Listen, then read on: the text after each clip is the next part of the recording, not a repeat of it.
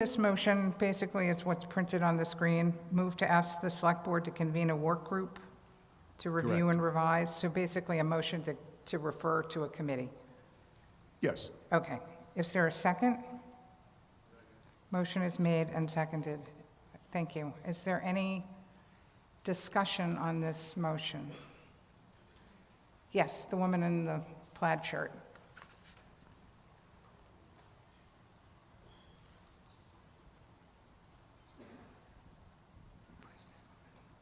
I do have other points to make later, but it seems to me that to form a committee to study this, I think that's already being done with the Board of Selectmen and Concom. We've been at numerous meetings of both.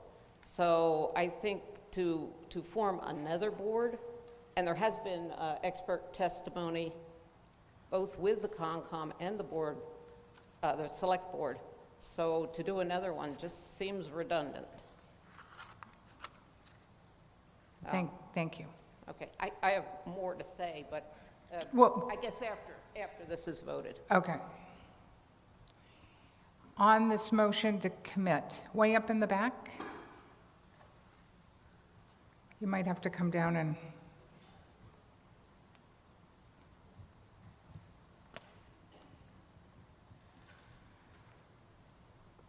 My name is Barbara Bund. I would like to point out that we have a project going on to create a coastal resiliency plan. It was formed by the town with the involvement of the select board, and it's supposed to look at the whole island and all of the coastal issues in light of emergencies like the one we had last winter and like the fact that we're going to face more problems.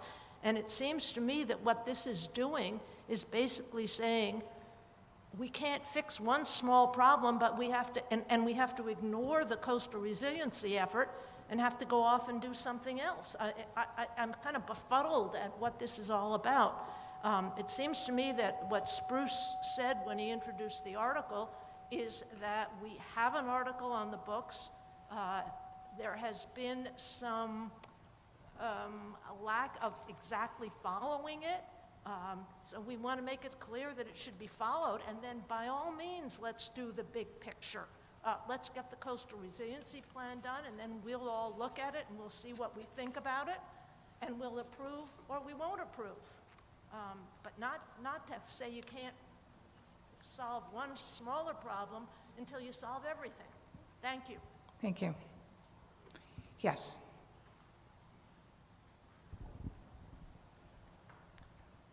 If I may, Jen Erickson, if I may read what this refers to. Section D says the duration of the moratorium shall remain in effect until the earlier of December 31st, 2013, or such a date as the comprehensive coastal management plan for the town of Nantucket has been established, which is in process now.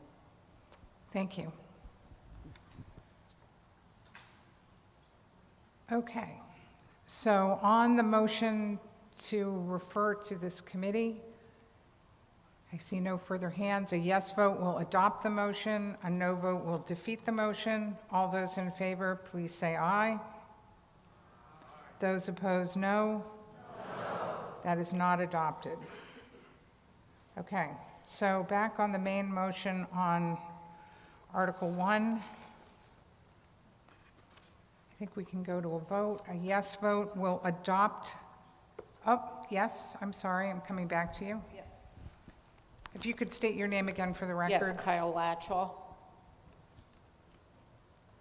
And many people don't realize here that there was a memorandum of understanding that was signed in July of 2013 by the town and the SBPF. It was much lauded as a public and private partnership. And in this memo, it mentioned cooperation between the town and the SBPF numerous times. Matt Fee is probably the only one that remembers that, since he's the only selectman that's still serving. After this was, the memorandum was signed, there was a long contentious battle and protracted litigation with Concom, and this was subsequently overridden by the state that allowed the SPF Geotube project to go forward. And frankly, a lot of people thought this was an embarrassment to Nantucket, that we didn't know how to establish, or that we could not manage our own affairs.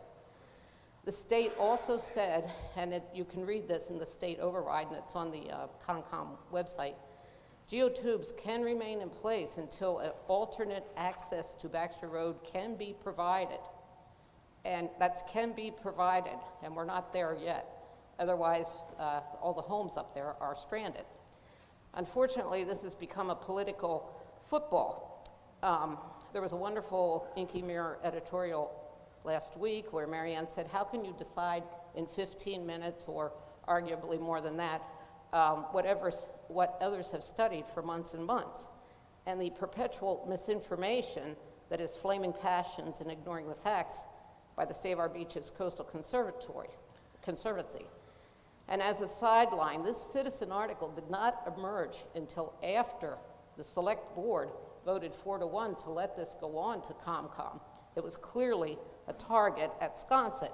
We didn't hear anything mentioned about Mataket or other beaches. But most of all, why are we as voters trying to override what the selectmen have approved? Didn't we elect them, and didn't we select them? So to override this just feels like a slap in the face. And I urge that, and a dangerous precedent, that anytime we don't like what is passed, that we get together and do an article and then bring it up for town meeting. So don't let this happen, and let's not make this a precedent. Thanks. Thank you. Mr. Miller? Thank you, Madam Moderator. I'm Bruce Miller. I served on the select board at the time these negotiations went on. I just wanted to clarify a couple of things from a historical perspective. We didn't move ahead based on any loophole. We moved ahead because there was an emergency out in Sconset. The road was going to cave in, and we would have lost it, and the town would have incurred expenses probably in excess of $10 million to deal with it. And to suggest that we, at the time, we went looking for a loophole is a little bit insulting, because we didn't. With reference to the specific language of the public-private partnership, I think technically it's a valid point. However, we have to remember that the public-private partnership that we have in place now, the private part of it is paying everything. They have spent millions and millions of dollars to put that installation in. Baxter Road is still there. We're working on a longer-term plan. We negotiated easements, so in the event that the road caves in, there will be public access. And all of that's going to fall apart if this public-private partnership is allowed to fall by the wayside. If the town had no money to spend for any of the things that they did. So yes, it's a public-private partnership, but there wouldn't have been any initiative at all had the private parties not been there to provide the financing. So I think to the extent that we tie our hands on things like this, the next time there's a serious need, whether it be in Sconset or Mataket or some other part of the island, I hope the selectmen will move ahead if there's an emergency, and I hope they will continue to enter into partnerships with private parties that are trying to accomplish things that are for the benefit of all of us. Thank you.